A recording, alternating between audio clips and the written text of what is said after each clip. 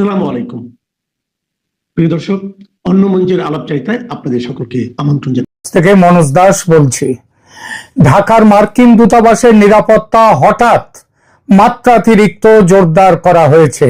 বাংলাদেশ সরকারের পক্ষ থেকে বিষয়টিতে তেমন গুরুত্ব না দিলেও জানা যাচ্ছে দূতাবাসের পক্ষ থেকে হামলার আশঙ্কায় নিরাপত্তা বাড়াবার অনুরোধ করা হয়েছিল, মানে অনুরোধটা করেছিল দূতাবাসের পক্ষ থেকে। দূতাবাস, বাংলাদেশের বর্তমান শাসকরা আজ যে ক্ষমতায় বসেছেন আজ, সেটা আমেরিকার দৌলতে এমন নয় যে সম্পর্ক খারাপ এই দুই সরকারের কিংবা দুই দেশের। বরং যেটা জানা যাচ্ছে বাংলাদেশ সরকার কিভাবে কাজকর্ম করবে সেটা উপদেষ্টাদের নিয়ে হোয়াটসঅ্যাপ গ্রুপ খুলে নির্দেশ উপদেশ দিচ্ছেন মার্কিন ভারপ্রাপ্ত রাষ্ট্রদূত ট্রেসি অ্যান্ড জ্যাকবসন। অর্থাৎ খুবই মাখামাখি সম্পর্ক। তাহলে কেন দূতাবাসে হামলার আশঙ্কা করলো মার্কিনীরা? আশঙ্কা কাদের, কেন, এই নিয়ে এখনকার আলোচনা। যুগে যুগে এবং দেশে দেশে মার্কিন যুক্তরাষ্ট্র তার ভূ রাজনৈতিক স্বার্থ রক্ষার জন্য ইসলামী মৌলবাদী আন্দোলনকে সমর্থন ও লালন করেছে, এমন অভিযোগ নতুন নয়। এই অভিযোগের পেছনে সুনির্দিষ্ট প্রমাণিত ঐতিহাসিক তথ্য রয়েছে, যা দেখায় কিভাবে স্নায়ুযুদ্ধ এবং তার পরবর্তী যুগে মার্কিন যুক্তরাষ্ট্র কৌশলগতভাবে ইসলামী গোষ্ঠীগুলোকে ব্যবহার করেছে ধর্মনিরপেক্ষ জাতীয়তাবাদী আন্দোলন এবং সাম্যবাদী প্রভাবকে প্রতিহত করার জন্যে। বাংলাদেশের ব্যাপারে যেটা হয়েছে সেটার সাথে কি কোনো মিল খুঁজে পাচ্ছেন? ঠিক আছে, তাহলে কেন মিল খুঁজবার জন্য কিছু উদাহরণ নিয়ে আসে। 1950 ও 1960-এর দশকে মার্কিন যুক্তরাষ্ট্র মিশরের রাষ্ট্রপতি গামাল আবদেল নাসেরের ধর্মনিরপেক্ষ আরব জাতীয়তাবাদের বিরুদ্ধে উঠে পড়ে লেগেছিল। আমেরিকার নেতারা মনে করতেন নাসের কমিউনিজমের ট্রোজান হর্স হতে পারেন এবং সোভিয়েত প্রভাব মধ্যপ্রাচ্যে বিস্তৃত করতে সহায়তা করতে পারেন আব্দুল নাসের।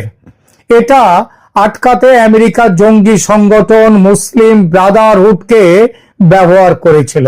যদিও মার্কিন যুক্তরাষ্ট্র সরাসরি ব্রাদারহুডকে অস্ত্র দেয়নি, অস্ত্রটা পাঠিয়েছিল সৌদি আরবের মতো সহযোগী ইসলামী রাষ্ট্রগুলোর সাথে জোট সাজস করে তাদের বিরুদ্ধে পাঠিয়েছিল অস্ত্র তাদের কাছে।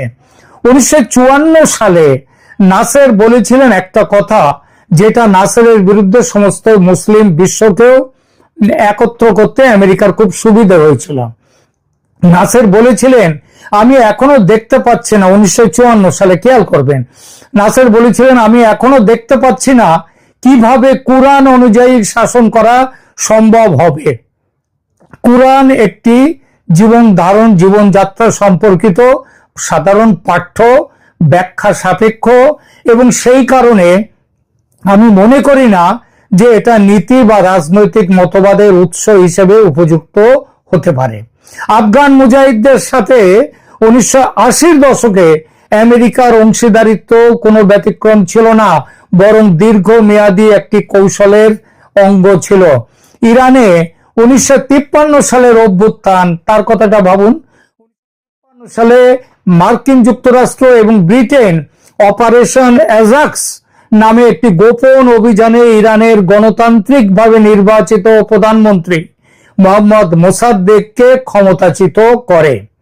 Mosaddek Anglo Iranian oil company জাতীয়করণ করতে চেয়েছিল, ফলে তাদের হাতে ঘা লেগেছিল আমেরিকা ইংল্যান্ডের, এবং মোসাদ্দেকের ধর্মনিরপেক্ষ সমাজতান্ত্রিক নীতি আমেরিকা মনে করেছিল সোভিয়েত ইউনিয়নের প্রতি সহানুভূতিশীল, সুতরাং তাকে কিভাবে ধ্বংস করা যায় সেই চেষ্টায় নেমে গিয়েছিল। পরবর্তীকালে সিআইএ প্রকাশ্যে স্বীকার করেছে যে ইরানে মোসাদ্দেকের বিরুদ্ধে অভ্যুত্থানটি ছিল সিআইএ নির্দেশিত মার্কিন পররাষ্ট্র নীতির একটি কাজ, যা সরকারের সর্বোচ্চ পর্যায়ে পরিকল্পিত এবং অনুমোদিত হয়েছিল।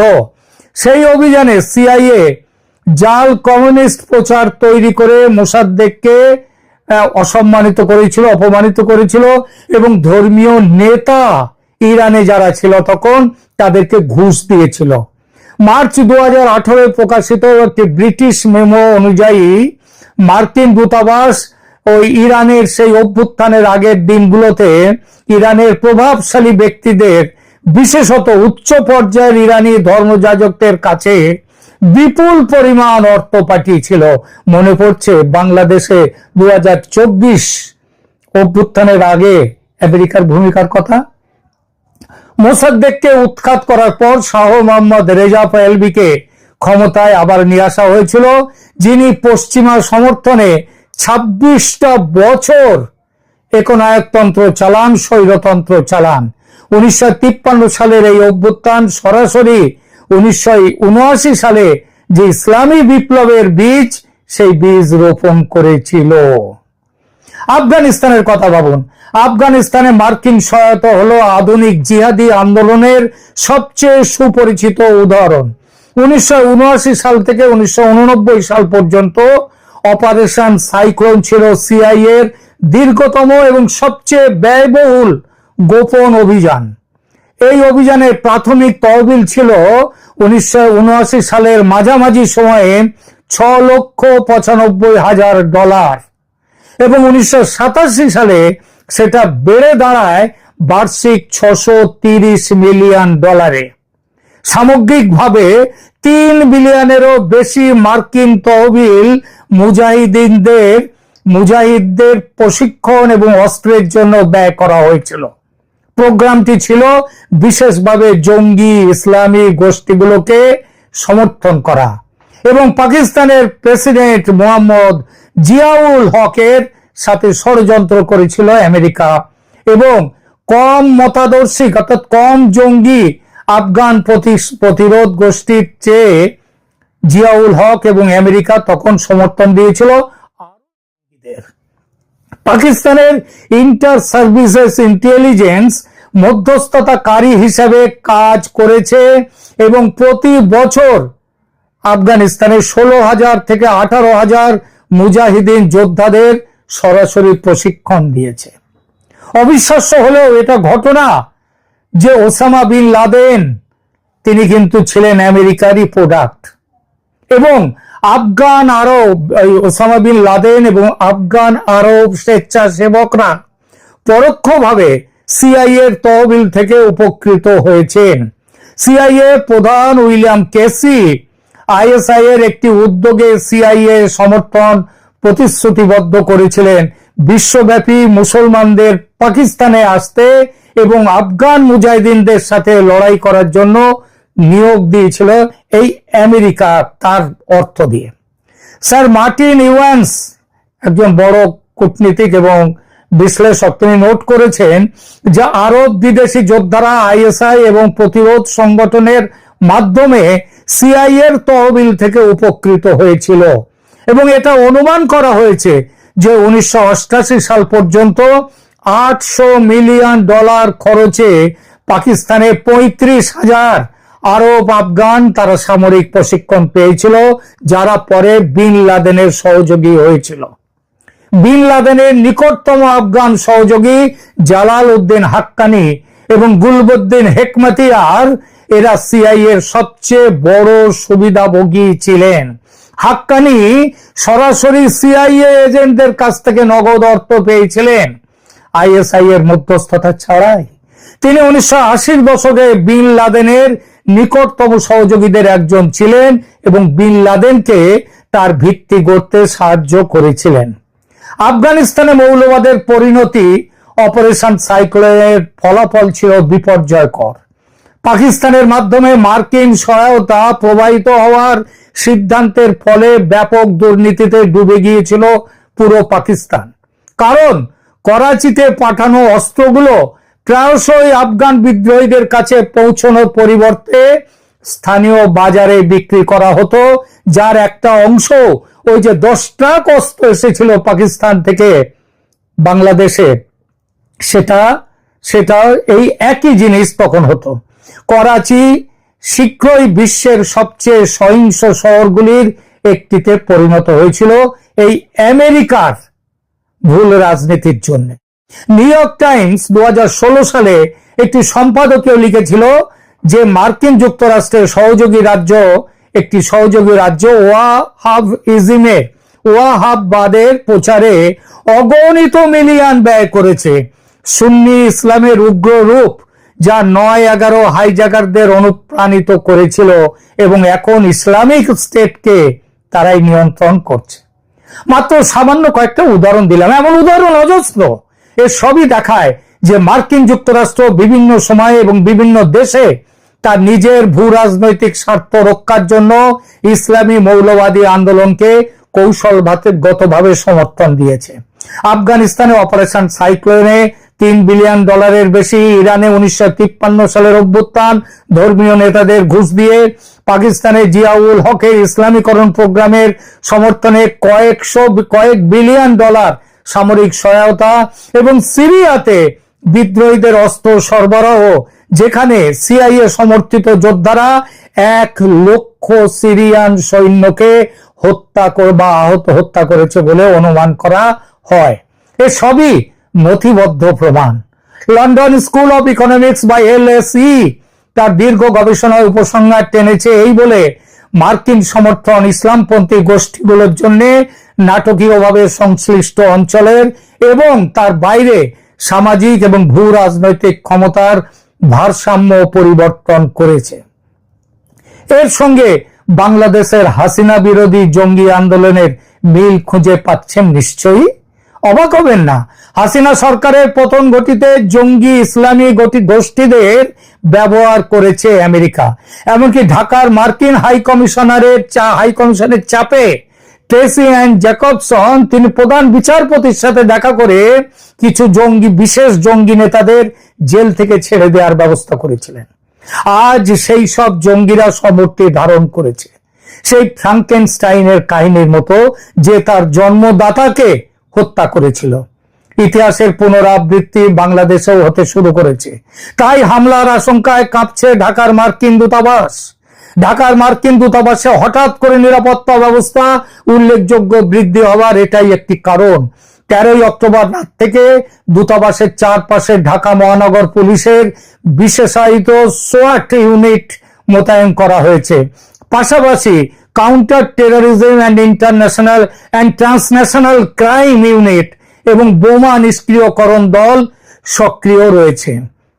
বাংলাদেশ সরকার প্রাথমিকভাবে বিষয়টিকে সাধারণ বলে উল্লেখ করলেও নিরাপত্তা সংস্থার সূত্র নিশ্চিত করেছে যে মার্কিন দূতাবাস নিজেই নির্দিষ্ট গোয়েন্দা তথ্য সাপ্লাই করেছে বাংলাদেশ সরকারকে এবং তার ভিত্তিতে সম্ভাব্য জঙ্গি হামলার আশঙ্কায় নিরাপত্তা বৃদ্ধির অনুরোধ করেছিল।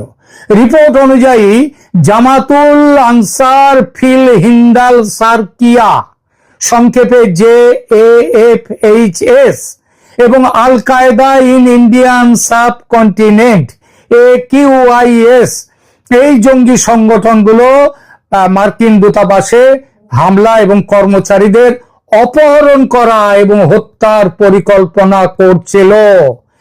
এটা পরিষ্কারভাবে জানিয়ে দিয়েছে, সূত্র পেয়েছে আমেরিকা। সূত্র জানায় দূতাবাসের কর্তৃপক্ষ তাদের নিজস্ব তদন্তের মাধ্যমে 3 জন বাংলাদেশি নাগরিককে চিহ্নিত করেছে যারা সম্ভাব্য হামলা সংগঠিত করতে পারে এবং তাদের নাম, ঠিকানা ও ছবি ঢাকা মহানগর পুলিশকে দান দিয়েছে। আরো আশঙ্কাজনক তথ্য হলো যে জঙ্গিরা দূতাবাসের কাছাকাছি একটি মাঠে ক্রিকেট খেলার অজুহাতে রেইকি করার পরিকল্পনা করেছিল। এই সম্পর্কিত আগস্ট 2025-এ একটি বড় গ্রেপ্তার হয়েছিল যখন শামীম মাহফুজ নামে একজনকে গ্রেপ্তার করা হয়, যিনি জামাতুল আনসার ফিল হিন্দাল সারকিয়ার প্রতিষ্ঠাতা এবং পূর্বে জামাতুল মুজাহিদিন বাংলাদেশের নেতা, তিনি ছিলেন JMB নেতা। শামীম মাহফুজকে 2011, 2014 এবং 2023 সালে জঙ্গি কার্যকলাপের জন্য গ্রেপ্তার করা হয়েছিল এবং এবার তাকে পাকিস্তান ভিত্তিক তেহরিক-ই-তালিবান পাকিস্তানের সাথে যুক্ত থাকার অভিযোগে গ্রেপ্তার করা হয়েছে।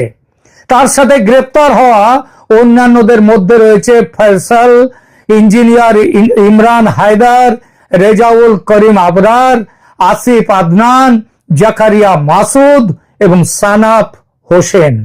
গুরুত্বপূর্ণ তথ্য হলো এই মামলার আশঙ্কা এবং সমস্ত তথ্য ঢাকাকে দিয়েছিল খোদ ওয়াশিংটন। ওয়াশিংটন থেকে প্রাপ্ত গোয়েন্দা তথ্যের ভিত্তিতে এই অভিযান পরিচালিত হয়েছিল এবং জুলাই 2025-এ মার্কিন দূতাবাসের চার্জ ডে অ্যাফেয়ার্স তিনি স্বরাষ্ট্র উপদেষ্টা লেফটেন্যান্ট জেনারেল জাহাঙ্গীর আলম চৌধুরীর সাথে দেখা করেন এবং তখন থেকে জুলাই থেকে বিশেষ নিরাপত্তা ব্যবস্থার অনুরোধ করেন। কেউ কেউ সন্দেহ করছেন যে বাংলাদেশ সেনাবাহিনীতে সাম্প্রতিক উত্তেজনা এবং অসন্তোষের সাথে দূতাবাসের নিরাপত্তা হুমকির যোগ আছে কিনা। সরাসরি যোগসূত্রের কোনো প্রমাণ পাওয়া যায়নি, এটা ঠিকই। তবে সামরিক বাহিনীর মধ্যে সাম্প্রতিক যে বিক্ষোভ, যে ঘটনাগুলো ঘটছে বাংলাদেশের সামগ্রিক পরিস্থিতিকে অস্থিতিশীল করেছে বলা বাহুল্য এবং এর সুযোগ নিতে চাইছে ওখানকার জঙ্গিরা, ইসলামী জঙ্গিদের সঙ্গে বাংলাদেশ জামায়াতে ইসলামী দলের কোনো কি যোগ আছে? জামায়াতে ইসলামী আমেরিকার উপর বিশেষভাবে ক্ষুব্ধ, এমন সরাসরি প্রমাণ পাওয়া যায়নি। তবে বাংলাদেশে মার্কিন নীতি এবং ইসলামপন্থী দলগুলোর মধ্যে জটিল সম্পর্ক রয়েছে। প্রকৃতপক্ষে সাম্প্রতিক মাসগুলোতে জামায়াত আন্তর্জাতিক মঞ্চে তার উপস্থিতি উল্লেখযোগ্যভাবে বৃদ্ধি করেছে, বিশেষত বিভিন্ন পশ্চিমী দেশের কূটনীতিকদের সাথে বৈঠক করছে। শেখ হাসিনার পতনের পর জামায়াত চীন, পাকিস্তান, তুরস্ক, যুক্তরাজ্য এবং জার্মানির সাথে সক্রিয়ভাবে কূটনৈতিক সম্পর্ক স্থাপন করেছে। চীনা রাষ্ট্রদূত ইয়াও ওয়েন 2024 সালের সেপ্টেম্বরে জামায়াত প্রধান শফিকুর রহমানের সাথে দেখা করেন এবং জামায়াতকে একটি শৃঙ্খলাবদ্ধ দল হিসেবে খুব প্রশংসা করেন। একইভাবে পাকিস্তানের উপপ্রধানমন্ত্রী এবং পররাষ্ট্রমন্ত্রী ইসাক দার আগস্ট 2025-এ জামায়াত নেতাদের সাথে অনেক বৈঠক করেন। তবে মার্কিন যুক্তরাষ্ট্রের সাথে জামায়াতের সম্পর্ক জটিল। একদিকে 2024 সালে শেখ হাসিনার বিরুদ্ধে প্রতিবাদের সময় মার্কিন যুক্তরাষ্ট্র গণতন্ত্র এবং মানবাধিকারের পক্ষে খুব সোচ্চার ছিল। বলা হচ্ছে জামায়াতের ছাত্র সংগঠন ইসলামী ছাত্র শিবির এই সময় আমেরিকার সাথে এবং জাতিসংঘের সাথে খুব ভালো সম্পর্ক তৈরি করে ফেলেছিল। অন্যদিকে মার্কিন নীতি নির্ধারক মহলে জামায়াতের যুদ্ধ অপরাধী ইতিহাস এবং চরমপন্থী লিঙ্ক নিয়ে গভীর উদ্বেগ রয়েছে। মার্চ 2025-এ যুক্তরাষ্ট্রে একটি কংগ্রেশনাল ব্রিফিং এ মানবাধিকার বিশেষজ্ঞরা জামায়াতের উপর গ্লোবাল ম্যাগনিটস্কাই অ্যাক্ট নিষেধাজ্ঞা আরোপের আহ্বান জানান। মাইকেল রুবিন, আমেরিকান এন্টারপ্রাইজ ইনস্টিটিউটের সিনিয়র ফেলো, তিনি সতর্ক করেছেন যে জামায়াত ইসলামী একমাত্র দল, পৃথিবীতে একমাত্র রাজনৈতিক দল যারা নাৎসিদের ছাড়া তারা পৃথিবীতে গণহত্যায় জড়িত আধুনিক বিশ্বে। জামায়াতের সম্ভাব্য ক্ষোভের একটি কারণ হতে পারে যে মার্কিন যুক্তরাষ্ট্র এখনো জামাতকে রাজনৈতিক শক্তি হিসেবে সম্পূর্ণভাবে গ্রহণ করেনি এবং ইসলামপন্থী চরমপন্থার বিরুদ্ধে আমেরিকা এখন কঠোর অবস্থান রাখতে চেষ্টা করছে। তবে সরাসরিভাবে মার্কিন দূতাবাসে হামলার হুমকির সাথে জামায়াতের সম্পৃক্ততার কোনো প্রমাণ পাওয়া যায়নি।